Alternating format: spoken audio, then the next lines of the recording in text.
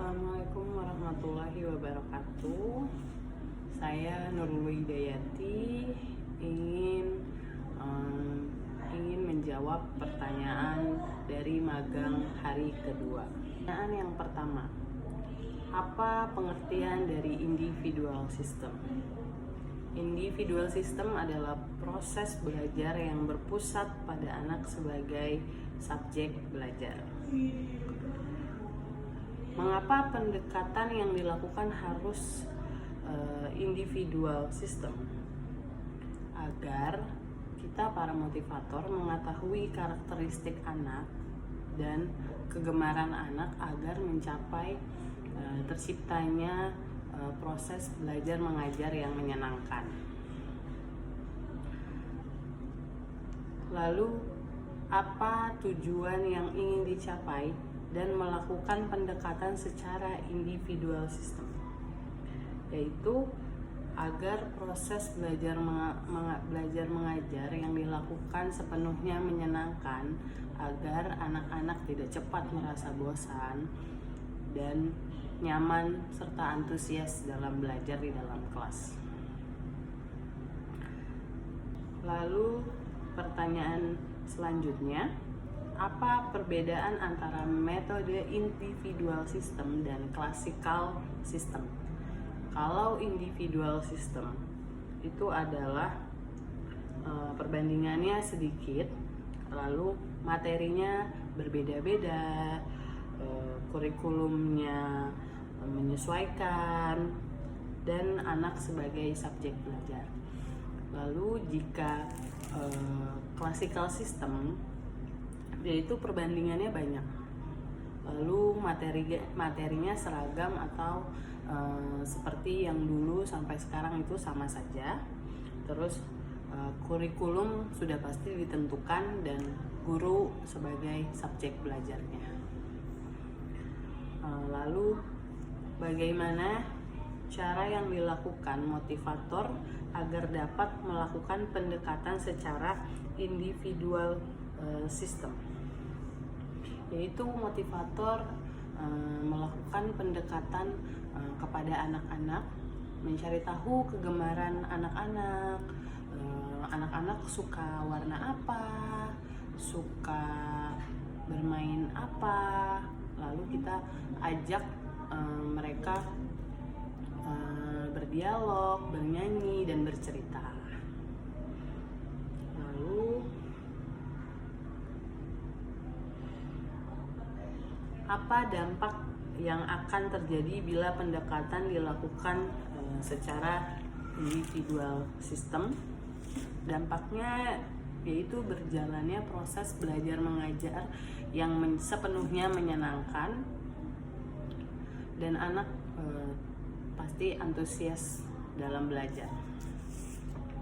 Lalu apa dampak yang akan terjadi bila pendekatan dilakukan secara classical system? Sudah pasti anak merasa bosan dan sudah pernah melakukan hal yang seperti itu lagi. Anak dipaksa belajar, anak akan mudah bosan dan tidak mau mengerjakan pekerjaan yang ada.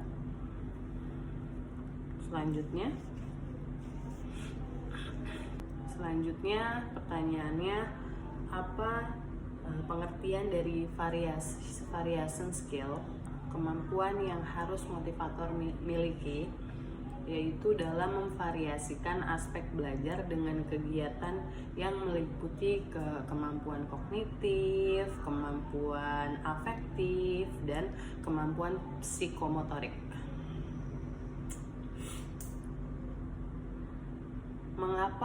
Lalu pertanyaannya, mengapa kegiatan belajar harus divariasikan? Agar anak tidak cepat bosan, semakin tertarik dan semangat dalam mengikuti pelajaran. Apa tujuan yang ingin dicapai dengan memvariasikan kegiatan belajar? Yaitu menciptakan suasana yang membuat anak semangat, antusias, dan tidak cepat merasa bosan. sebutkan 3 aspek belajar, yaitu aspek afektif, aspek kognitif, dan aspek psikomotorik. Lalu kegiatan apa yang termasuk aspek kognitif? Aspek kognitif yaitu kegiatan yang berkaitan dengan hati dan perasaan, berupa suka, tidak suka, senang, atau tidak senang. Lalu, apa kegiatan yang termasuk aspek afektif? Yaitu kegiatan yang berkaitan dengan kerja otak atau kecerdasan seperti membaca dan berhitung. Kegiatan apa yang termasuk aspek psikomotorik? Kegiatan fisik yang berkaitan dengan penggunaan anggota tubuh. Lalu bagaimana cara motivator memvariasikan kegiatan belajar dengan aspek belajar, yaitu dengan cara materi teori bandul. Lalu apa yang dimaksud dengan the law of effect atau hukum akibat? Yaitu ketika melakukan sesuatu keinginan yang menyenangkan, akibatnya akan diulang. Efeknya, maka anak akan senang mengulang kembali kegiatan sambil belajarnya. Kedua, apa yang dimaksud dengan the law of exercise atau hukum latihan?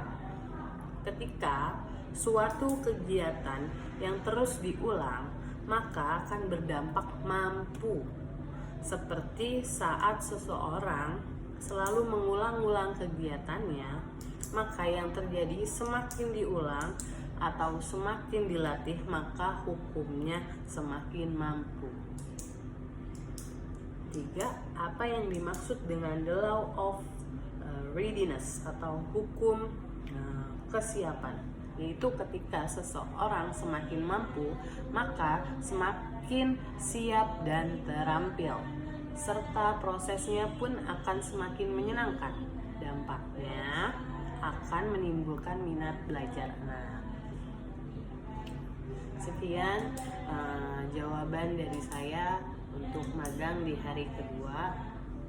Terima kasih. Wassalamualaikum warahmatullahi wabarakatuh.